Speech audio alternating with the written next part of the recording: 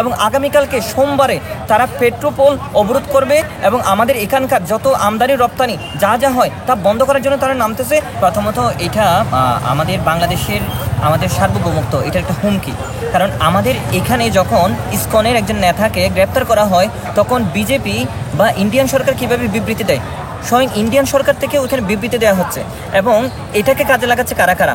আমরা যদি দেখি পশ্চিমবঙ্গে প্রতিদিন পশ্চিমবঙ্গে বাংলাদেশের হাই কমিশনে গিয়ে তারা আমাদের বাংলাদেশের পতাকা পোড়াচ্ছে, তারা আমাদের পেট্রোপোল ভারতীয় অংশের পেট্রোপোলে তারা অবরোধ করার ঘোষণা দিল আগামীকালকে। এটা খুব নিন্দনীয় একটা ঘটনা এবং এটা আমাদের সার্বভৌমত্বের সাথে হুমকি। আমাদের বাংলাদেশের একটা ইস্যু তারা কীভাবে নাক গলায়, এটা প্রধান প্রশ্ন। আমাদের এত বছর ধরে আমাদেরকে ন্যায্য হিস্সা দেয় নাই, আমাদের নদীর উপরে বাঁধ বসিয়েছে, আমাদের ট্রানজিটের নাম ধরে করিডোর পাচ্ছে, আমাদের বাংলাদেশের ভিতর দিয়ে তারা ব্যবসা বাণিজ্য করতেছে, তারা সেভেন সিস্টার্সে যাচ্ছে, কিন্তু বিনিময়ে আমাদেরকে কখনোই কিছু দেয় নাই। তো সেই জায়গায় বাংলাদেশকে তারা এভাবে উস্কানি দিচ্ছে প্রতিনিয়ত এবং বাংলাদেশে উস্কানির মাধ্যমে তারা আওয়ামী লীগকে আবারও ক্ষমতায় ফিরিয়ে আনতে চাচ্ছে। এটা আমরা কিন্তু বুঝতে পারি। আমরা যদি দেখি মমতা বন্দ্যোপাধ্যায় একটা নিউট্রাল পজিশন থেকে তিনি হিন্দু মুসলিমদের মধ্যে একজন সম্প্রীতির চেষ্টা করে যাচ্ছেন, কিন্তু বিজেপি এই সুযোগে তার ভোট বাড়ানোর জন্য পশ্চিমবঙ্গে বিজেপি ক্ষমতায় আসার জন্য তারা এই ধরনের ইস্যুকে কাজে লাগাচ্ছে। বাংলাদেশের পতাকাকে তারা প্রতিদিনের মতো পোড়াচ্ছে এবং বাংলাদেশকে তারা হুমকি দিচ্ছে, বাংলাদেশ আক্রমণে তারা কথা বলতেছে এবং আগামীকালকে সোমবারে তারা পেট্রোপোল অবরোধ করবে এবং আমাদের এখানকার যত আমদানি রপ্তানি যা যা হয় তা বন্ধ করার জন্য তারা নামতেছে। এটাকে আমি একজন বাংলাদেশি ছাত্র হিসেবে এটাকে নিন্দা জানাই। তারা আমাদেরকে উস্কে দিবেন না, বাংলাদেশকে উস্কে দিবেন না। এত বছর ধরে 54 বছর ধরে আপনারা আমাদেরকে নিপীড়ন করেছেন, আমরা আর থেমে থাকবো না।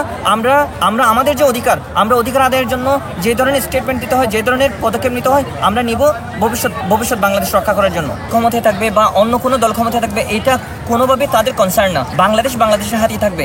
বাংলাদেশে 1971 সালে বাংলাদেশের মুক্তিযুদ্ধে তাদের যে সহায়তা, এটা একটা প্রতিবেশী দেশ হিসেবে সহায়তা ছিল, কিন্তু তার বিনিময়ে 54 বছর ধরে আমাদেরকে শোষণ করে যাবে এবং আরো ভবিষ্যতেও শোষণ করে যাবে, এটা হতে পারে না। বাংলাদেশ একটা দেশ, তারা একটা দেশ। আমরা হয়তো ছোট হতে পারি, বাংলাদেশ ভারতের তুলনায় ছোট হতে পারে, কিন্তু আমাদের একটা মর্যাদা আছে। আমাদের সাথে তাদের সম্পর্ক হবে ন্যায্যতার সম্পর্ক। আমাদের এত বছর ধরে আমরা দেখতে পেয়েছি বাংলাদেশের ফরেন পলিসি দেখেছি নত জানো, কিন্তু এখন আওয়ামী লীগ ক্ষমতায় নাই, আমরা এখন আমাদের হাতে নিয়েছি, বাংলাদেশে এখন আমরাই চালাচ্ছি। ফলে এখন আমাদের নত জানো সম্পর্ক হবে না, বাংলাদেশের সাথে ভারতের সম্পর্ক থাকবে ন্যায্যতার সম্পর্ক, বন্ধুত্বের সম্পর্ক। তারাও দেশ, আমরাও দেশ। ফলে এত বছর ধরে আমাদের যে নিপীড়ন চালিয়েছে সেটা বন্ধ করতে হবে। আমাদের সীমান্তে গুলি করা যাবে না, আমাদের পানির ন্যায্য হিস্সা দিতে হবে, আমাদের যা যা চুক্তি হচ্ছে সেই চুক্তির মধ্যে ব্যালেন্স রাখতে হবে। তারা আমাদের আভ্যন্তরীণ বিষয়ে নাক গলাতে পারবে না। এত বছর ধরে তারা নাক গলিয়ে আসতেছে। তারা প্রতিনিয়ত মিডিয়াতে প্রপাগান্ডা ছড়িয়ে আসতেছে। কয়েকদিন আগে দেখলাম চট্টগ্রাম নাকি তারা দখল করবে, চট্টগ্রাম নাকি তাদের, এই ধরনের বুলি। তারা আজমির শরীফ নাকি ওখানে মন্দির ভেঙে আজমির শরীফ করা হয়েছে, এই ধরনের বিভিন্ন বিষয় দিয়ে উস্কে দিচ্ছে। এটা তারা করতে পারে না। আমরা জানি হিন্দু ধর্ম ওইখানকার না, হিন্দু ধর্ম বাহির থেকে আসা। ফলে তাদের এই ধরনের প্রপাগান্ডা আমরা বাংলাদেশ থেকে প্রত্যাখ্যান করি এবং আমরা আহ্বান জানাই তাদের মিডিয়া যারা যেভাবে প্রপাগান্ডা চালাচ্ছে, তাদের বিজেপি, তাদের পার্টি, তারা এভাবে নিজেদের ব্যানারে নিজেদের নেতাদের বক্তব্যে তিনি বিধায়ক হয়ে তিনি কীভাবে বিজেপির বিধায়ক হয়ে তিনি কীভাবে কথা বলেন, তিনি কীভাবে উস্কে দেন। বাংলাদেশে তো আমরা দেখতে পাই না। বাংলাদেশে যেসব পতাকার ঘটনা করতেছে, কারা করতেছে আমরা জানি না, কিন্তু ভারতে যা যা হচ্ছে, পতাকা প্রদান থেকে শুরু করে যা যা হচ্ছে সব কিছু বিজেপির ব্যানারে হচ্ছে। ফলে অতি সত্ত্বর তাদেরকে গ্রেপ্তার করতে হবে। সাম্প্রদায়িক উস্কানি দেওয়া যাবে না। বাংলাদেশ একটা সার্বভৌম দেশ। এখানে কোনো ধরনের যে ইন্টারভেনশনে যাইতে চাই, তাহলে আমরাও বাংলাদেশ ইন্টারভেনশনে যাব, আমরাও আমাদের বন্ধু রাষ্ট্র নিয়ে তাদেরকে আমরা আক্রমণ করার দিকে আমরা যাব। বাংলাদেশ নাগরিক হিসেবে আমি এটার ধিক্কার জানাই পুরোপুরিভাবে, কারণ তারা প্রথমেই আমাদের এই যে গণ-অভ্যুত্থানটা হচ্ছে, শেখ হাসিনা যে পতন হলো, সেটা নিয়ে তারা কোনোভাবেই খুশির সম্পর্ক দিচ্ছে না। তারা উগ্রবাদী হিসেবে পরিচিতি পাচ্ছে। তাদের জার্নালিস্ট যারা আছে তারা সবসময় ভারতকে উস্কে দেওয়ার চেষ্টা করতেছে। যেমন আপনি দেখতে পারেন যে ভারতের যে এই গণ-অভ্যুত্থানে যে ছাত্রদের যে ঐক্যটা, তারা ফার্স্টে এই ঐক্য নষ্ট করার জন্য বিভিন্ন চাল চাচ্ছে এবং এটাও হচ্ছেও।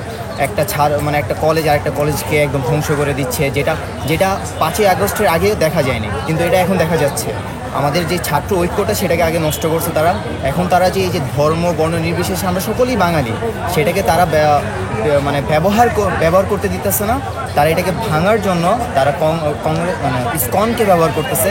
চিন্ময় দাসকে গ্রেফতারের মাধ্যমে তারা ইসকনকে আমাদের বিরুদ্ধে দাঁড়াচ্ছে।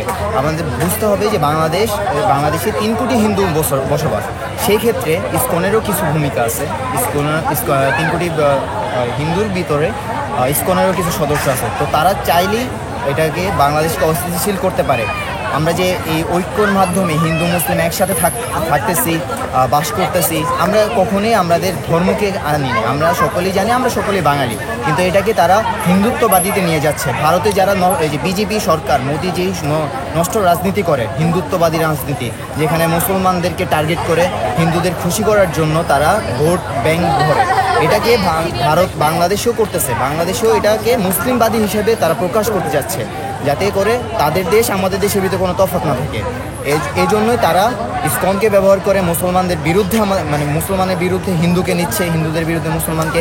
আমরা দেখতে পাচ্ছি হিন্দুরা মানে ইসকন বাহিনীরা বিভিন্নভাবে আদালতে ভারতের যে বন্ধুত্বপূর্ণ রাষ্ট্র সেটাকে বিচ্ছিন্ন করে তারা চাচ্ছে ভারতের সাথে তাদের একটা, বাংলাদেশের সাথে ভারতের একটা বৈরিতা, যার ফলে তারা যেমন ভারত সিকিমে যেরকম করে সিকিমের যে রাজ্যকে অস্থিতিশীল করে তারা নিয়ন্ত্রণে নিতে পারছে, ওরকমভাবে আমাদের দেশটাকেও নিতে চাচ্ছে।